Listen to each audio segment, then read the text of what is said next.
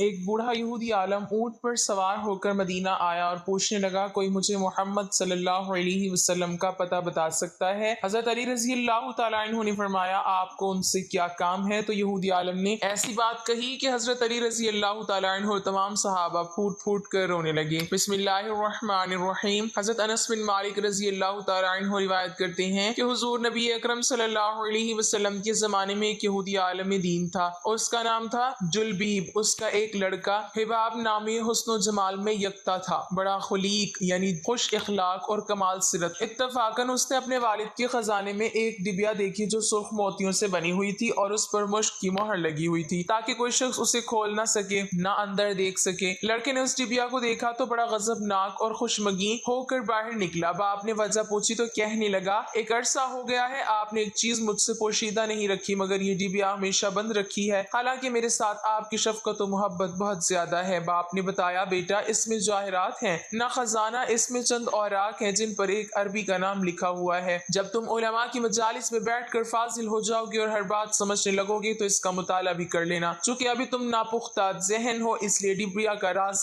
دیدہ دانستہ پوشیدہ رکھا گیا تھا۔ ایک دن جلبیب بادہ نوشی میں مشغول تھا۔ حباب یہ موقع غنیمت جانتے ہوئے والد کے خزانے میں گیا اور اس ڈبیا کے کھولنے میں مشغول ہو گیا جس کے لیے رازداری سے کام لیا جا رہا تھا۔ مہر توڑ دی گئی، ڈبیا کا ڈھکنا کھولا ہی تھا کہ نور کی ایک شعاع نمودار ہوئی جس کے سامنے چراغ کی روشنی ماند پڑ گئی۔ ڈبیا کے اندر دو سفید ورق دکھائی دیے جن پر لا الہ الا اللہ محمد رسول اللہ لکھا تھا۔ اس کلمہ طیبہ کے بعد حضور نبی اکرم صلی اللہ علیہ وسلم کے اوصاف حمیدہ لکھے ہوئے تھے کہ آپ صلی اللہ علیہ وسلم کی ابرو پیوستہ یعنی بھویں ایک دوسرے سے ملی ہوئی ہوں گی، داڑھی مبارک گھنی ہوگی، جسے بھی اس کا زمانہ میسر ہو اس کی بات سنے، اس کا کلام قرآن ہوگا، اس کا دین اسلام ہوگا، وہ انسانوں کو خدا کی عبادت کی دعوت دے گا، مخالفین سے نہیں ڈرے گا۔ حباب کی نگاہیں اس کاغذ پر پڑی تو حضور نبی اکرم صلی اللہ علیہ وسلم کی محبت اس کے دل میں اتر گئی، اس کاغذ کو آنکھوں پر ملا، چوما اور کہنے لگا یا محمد صلی اللہ علیہ وسلم کاش میں معلوم کر سکتا کہ آپ خاکی ہیں یا نوری، آسمانوں پر ہیں یا زمین پر، دریاؤں میں رہتے ہیں یا جنگلوں میں۔ اس نے اپنی محرومی اور سوگواری کا اس انداز سے اظہار کیا کہ بے ہوش ہو گیا۔ چند لمحوں بعد اس کی والدہ بھی اس کے کمرے میں آئی، بیٹے کو بے ہوش پا کر حیران رہ گئی۔ اس کے باپ کو بلایا، بیٹے کو اس حالت میں دیکھ کر اس کے چہرے سے چہرہ ملنے لگا، ماتھے کو چومنے لگا، رو رو کر اپنے بیٹے کی بے ہوشی پر حسرت و غم کا اظہار کرنے لگا۔ جب نوجوان لڑکا ہوش میں آیا والدین کو اپنے سرہانے غمزدہ اور پریشان پایا مگر غصے میں آ کر کہنے لگا اے والد محترم تم میری آنکھوں کی روشنی نہیں دیکھتے اور بڑھاپے کے باوجود اس رحمت الہی سے محفوظ نہیں ہوئے، آپ مجھے کفر کی تعلیم دے رہے ہیں اور شریعت محمدیہ صلی اللہ علیہ وسلم اور اس کی اتباع سے محروم رکھنے کی کوشش کرتے ہو۔ باپ یہ باتیں سنتے ہی غصے میں پاگل ہو گیا، لڑکے کو بالوں سے پکڑا اور زمین پر دے مارا اور زور زور سے مارنے لگا۔ جب اس کا ظلم حد سے بڑھ گیا تو حی بن اخطب، کعب بن اشرف اور ابو لبابہ وغیرہ اس کی سفارش کے لیے آئے۔ انہوں نے دیکھا کہ باپ بیٹے کو عزہ دینے کو پاگل ہوا جا رہا ہے، انہوں نے اسے زبردستی منع کیا مگر وہ کسی صورت بچے کو سزا دینے سے نہ رکتا تھا۔ لوگوں نے اس سے بچے کا قصور پوچھا تو کہنے لگا اس کا قصور تو سزائے قتل کے لائق ہے، جب تک میں اسے قتل نہ کر دوں گا ہاتھ نہ روکوں گا۔ پھر اس نے بتایا یہ دین محمد صلی اللہ علیہ وسلم پر ایمان لے آیا ہے، اپنے آباء و اجداد کا مذہب ترک کر چکا ہے۔ ان لوگوں نے اس بچے کو نصیحت کرنا شروع کی اور کہا بیٹا تمام لوگ تو ہم سے دین کی تعلیم حاصل کرتے ہیں، لوگ ہماری اتباع کرتے ہیں، لیکن تم محمد رسول اللہ صلی اللہ علیہ وسلم کی اتباع میں لگے ہوئے ہو، اسے چھوڑ دو اور اپنے سابقہ دین پر قائم رہو۔ حباب کہنے لگا میں نے سوچ بچار کرنے کے بعد ان وہمی اور فرسودہ دینوں کو ترک کر دیا ہے اور محمد صلی اللہ علیہ وسلم کے صراط مستقیم کو اختیار کر لیا ہے، ان پر ایمان لایا ہوں۔ ان لوگوں نے اس نوجوان کو بڑی الٹی سیدھی نصیحتیں کی مگر وہ اپنے نیک ارادے پر ڈٹا رہا۔ ان یہودی مشائخ نے کہا چونکہ یہ لڑکا ناز و نام کا پلا ہوا ہے، زندگی کے مصائب اور تکالیف کا احساس نہ رکھتا۔ سنن ابو داؤد شریف میں ہے ایک یہودی نے اپنے بیٹے کو کہا جاؤ بیٹا سودا لے کر آؤ، تو وہ گیا۔ لڑکا راستے سے گزر رہا تھا کہ اس کی نظر حضور اقدس صلی اللہ علیہ وسلم پر پڑی اور حضور اقدس صلی اللہ علیہ وسلم کی نظر مبارک بھی اس لڑکے پر پڑی۔ وہ لڑکا وہیں بیٹھ گیا اور لڑکے کو بیٹھے بیٹھے کافی دیر ہو گئی۔ ادھر اس لڑکے کا باپ اس کے انتظار میں کبھی گھر کے اندر جاتا کبھی باہر آتا کہ لڑکا کہاں رہ گیا، آیا نہیں ابھی تک۔ اس انتظار میں سورج غروب ہو گیا اور مغرب کی نماز ہو گئی۔ جب لڑکا شام کو گھر آیا تو باپ نے پوچھا ارے نادان اتنی تاخیر کر دی واپس آنے میں؟ باپ نے بڑے غصے میں کہا کہ بڑا نادان اور پاگل ہے، میں نے کہا تھا جلدی آنا، تم اتنی دیر کر کے آئے ہو اور تمہیں سودا لینے بھیجا تھا، تم خالی ہاتھ واپس آ گئے۔ اس لڑکے کے باپ نے نے زوردار آواز سے کہا سودا کہاں ہے؟ بیٹا بولا سودا تو میں خرید چکا ہوں۔ لڑکے کے باپ نے کہا کیا پاگل آدمی ہو تم، میں نے تجھے سودا لینے بھیجا تھا، سودا تمہارے پاس ہے نہیں اور کہتا ہے خرید چکا ہوں۔ بیٹا کہتا ہے بابا یقین کرے سودا خرید آیا ہوں۔ باپ بولا تو دکھا کہاں ہے؟ بیٹے نے کہا کاش تیرے پاس وہ آنکھیں ہوتی تو تجھے دکھاتا میرا سودا کیا ہے۔ میرے بابا میں تمہیں کیا بتاؤں میں کیا سودا خرید لایا ہوں۔ باپ نے بولا چل چھوڑ رہنے دے۔ اس یہودی کا لڑکا روز حضور اقدس صلی اللہ علیہ وسلم کی خدمت میں بیٹھنے لگا۔ وہ یہودی کا اکلوتا بیٹا تھا، یہودی لڑکے سے بہت پیار کرتا تھا، اس لیے اس نے اپنے لڑکے سے کچھ نہ کہا۔ کچھ دنوں بعد اس یہودی کا لڑکا بہت بیمار ہو گیا، کافی دن بیمار رہا، اتنا بیمار ہوا کہ کمزوری اتنی ہو گئی کہ لڑکے کو کروٹ لینا مشکل ہو گیا تھا اور پھر قریب المرگ ہو گیا۔ یہودی بہت پریشان تھا، پھر بھاگا اور حضور اقدس صلی اللہ علیہ وسلم کی بارگاہ میں گیا اور بولا میں آپ کے پاس آیا ہوں اور آپ تو جانتے ہی ہیں میں یہودی ہوں، مجھے آپ سے کوئی اتفاق نہیں مگر میرا لڑکا آپ کو دل دے گیا ہے اور قریب المرگ ہے،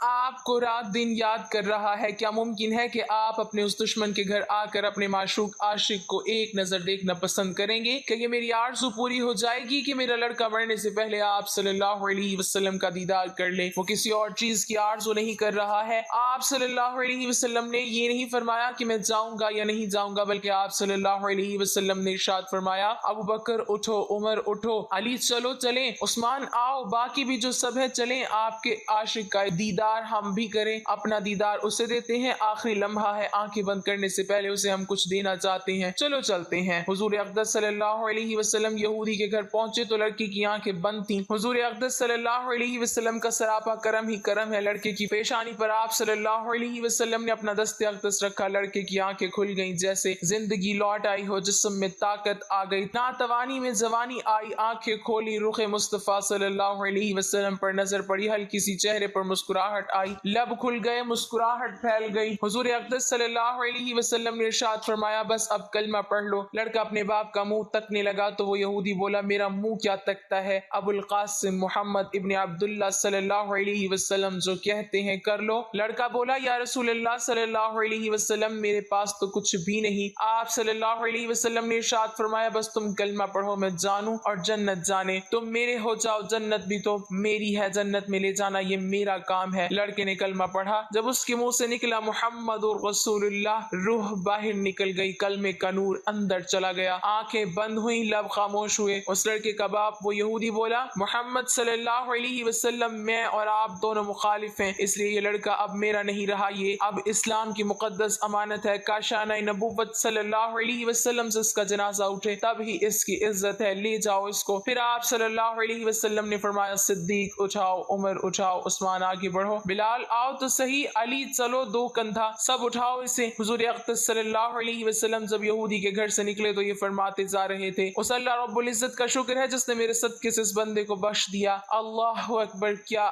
مقام ہوگا اس عاشق کی میت کا جس کو علی، عثمان، ابو بکر، عمر بن خطاب اور بلال حبشی رضی اللہ تعالیٰ عنہما جیسی مشہور شخصیات کندھا دے کر لے جا رہے ہوں، اور آگے آگے حضور اقدس صلی اللہ علیہ وسلم ہوں۔ قبر تیار ہوئی، کفن پہنایا گیا، حضور اقدس صلی اللہ علیہ وسلم قبر کے اندر تشریف لے گئے، قبر میں کھڑے ہوئے، کافی دیر کھڑے رہے اور پھر اپنے ہاتھوں سے اس عاشق کی میت کو اندر اتارا۔ آپ صلی اللہ علیہ وسلم قبر کے اندر پنجوں کے بل چل رہے تھے، مکمل پاؤں مبارک نہیں رکھ رہے تھے۔ کافی دیر کے بعد آپ صلی اللہ علیہ وسلم قبر سے باہر آئے تو چہرے پر تھوڑی زردی چھائی ہوئی تھی، تھکن محسوس ہوئی۔ اللہ غنی، صحابہ اکرام عرض کرتے ہیں حضور صلی اللہ علیہ وسلم یہ کیا ماجرا ہے؟ پہلے تو یہ ارشاد فرمائے کہ آپ صلی اللہ علیہ وسلم نے قبر میں پاؤں مبارک مکمل کیوں نہیں رکھا، آپ صلی اللہ علیہ وسلم پنجوں کے بل کیوں چلتے رہے؟ تو حضور اقدس صلی اللہ علیہ وسلم نے ارشاد فرمایا قبر کے اندر بے پناہ فرشتے آئے ہوئے تھے، اس لیے مجھے جہاں جگہ ملتی تھی میں پنجہ ہی رکھتا تھا، پاؤں رکھنے کی جگہ نہیں تھی، میں نہیں چاہتا تھا کہ کسی فرشتے کے پاؤں پر میرا پاؤں آ جائے۔ پھر صحابہ اکرام نے عرض کیا آپ صلی اللہ علیہ وسلم قبر کے اندر کیوں گئے؟ ہمیں کہتے ہم چلے جاتے تو۔ سبحان اللہ، کیا خوبصورت جواب دیا کہ میں نے اس لڑکے کو بولا تھا کہ تیری قبر کو جنت بناؤں گا، تو اب اس کی قبر کو جنت بنانے قبر کے اندر چلا گیا تھا۔ تو پھر حضور صلی اللہ علیہ وسلم اتنے تھکے ہوئے کیوں ہیں؟ تھکا اس لیے ہوں کہ فرشتے اور حوریں اس عاشق کے دیدار کے لیے آ رہے تھے اور میرے وجود سے لگ لگ کر گزر رہے تھے، ان کی وجہ سے تھک گیا ہوں۔ حضرت ابن عباس بیان فرماتے ہیں کہ شام میں ایک یہودی رہتا تھا، وہ ہفتے کے دن تورات کی تلاوت کیا کرتا تھا۔ ایک دفعہ تورات کھولی تو اس نے 4 مقامات پر حضور صلی اللہ علیہ علیہ وسلم کی تعریف و توصیف دیکھی تو یہودی نے وہ جگہ کاٹ کر جلا دی۔ اگلے ہفتے پھر تورات کھولی تو 8 جگہوں پر حضور صلی اللہ علیہ وسلم کی نعت اور وصف کا ذکر پایا، اس نے یہاں سے بھی کاٹ کر جلا دیا۔ تیسرے ہفتے تورات کھولی تو یہ ذکر 12 جگہ موجود پایا۔ یہودی یہ سوچنے لگا کہ اگر میں یوں ہی کرتا رہا تو ساری کی ساری تورات اس ذکر سے پور ہو جائے گی۔ اپنے ساتھیوں سے پوچھنے لگا کہ حضرت محمد صلی اللہ علیہ وسلم کون ہے؟ تو انہوں نے بتایا کہ ایک جھوٹا شخص، معاذ اللہ، بہتر یہی ہے کہ تو اسے نہ دیکھے۔ یہودی کہنے لگا موسیٰ علیہ السلام کی تورات کی قسم مجھے اس کی زیارت سے نہ روکو۔ ساتھیوں نے اجازت دے دی۔ یہ اپنی سواری پر سوار ہو کر رات دن منزل بمنزل چلتا رہا۔ مدینہ طیبہ کے قریب پہنچا تو سب سے پہلے حضرت سلمان سے ملاقات ہوئی۔ بہت خوبصورت دیکھ کر سمجھا کہ محمد صلی اللہ علیہ وسلم ہے، حالانکہ آپ کو اس دنیا سے سفر کیے 3 دن ہو چکے تھے۔ حضرت سلمان اس بات سے روئے اور کہا میں تو ان کا خادم ہوں۔ وہ بولا آپ کہاں ہیں؟ اب سلمان سوچنے لگے اگر وصال کی خبر سناتا ہوں تو واپس ہو جائے گا، اگر یہ کہہ دوں موجود ہے تو جھوٹ ہوگا۔ بالآخر کہنے لگے میں تجھے حضور صلی اللہ علیہ وسلم کے صحابہ کے پاس لے چلتا ہوں۔ مسجد میں آئے تو سب کے سب صحابہ غم کی تصویر بنے ہوئے تھے۔ یہودی یہ سمجھ کر کہ ان میں حضور صلی اللہ علیہ وسلم ضرور موجود ہوں گے کہنے لگا السلام علیکہ یا محمد کا کلمہ پکارا، جس سے تمام صحابہ میں کوہرام مچ گیا اور آہ بکا کرنے لگے اور اس سے پوچھنے لگے تو کون ہے جس نے ہمارا زخم تازہ کر دیا ہے؟ کوئی اجنبی شخص معلوم ہوتا ہے؟ شاید تجھے معلوم نہیں کہ حضور صلی اللہ علیہ وسلم کا 3 روز پہلے وصال ہو چکا ہے۔ یہ سن کر وہ یہودی چیخنے لگا ہائے میرا غم، ہائے میرے سفر کی ناکامی، اے کاش میری ماں مجھے نہ جنتی، جن ہی دیا تو کاش میں تورات نہ پڑھتا، اور وہ بھی پڑھی تھی تو کاش آپ کی تعریف و توصیف پر نظر نہ پڑتی، اور اگر یہ بھی ہو گیا تھا تو مجھے آپ کی زیارت نصیب ہو جاتی۔ پھر کہنے لگا یہاں پر علی موجود ہیں جو مجھے حضور صلی اللہ علیہ وسلم کے اوصاف اور حلیہ مبارک کا تعارف کرائیں۔ حضرت علی رضی اللہ تعالیٰ عنہ آگے بڑھے اور فرمایا میرا نام علی ہے۔ وہ بولا میں نے تیرا نام تورات میں دیکھا ہے۔ حضرت علی رضی اللہ تعالیٰ عنہ نے حلیہ مبارک بیان کرنا شروع کیا کہ آپ نہ حد سے زیادہ لمبے اور نہ ہی زیادہ چھوٹے تھے، سر مبارک گول تھا اور پیشانی کشادہ، آنکھوں کی سیاہی خوب سیاہ تھی، پلکیں دراز تھی، ہنسی کے وقت دانتوں سے نورانی شعاع نکلتی تھی، سینے سے ناف تک بالوں کی لکیر تھی، ہتھیلیوں پر گوشت تھے، قدموں کے تلوے قدرے گہرے تھے، بدن کے جوڑوں کی ہڈیاں موٹی تھی، مثلاً کوہنیاں اور گھٹنے آپ کے شانوں کے درمیان مہر نبوت تھی۔ یہودی کہنے لگا علی تو نے جو کچھ بتایا صحیح بتایا، تورات میں آپ کی تعریف و توصیف اسی طرح موجود ہے۔ حضور صلی اللہ علیہ وسلم کا کپڑا ہو تو میں اسے سونگھنا چاہتا ہوں۔ فرمایا ہاں سلمان جاؤ فاطمہ سے کہو اپنے ابا کا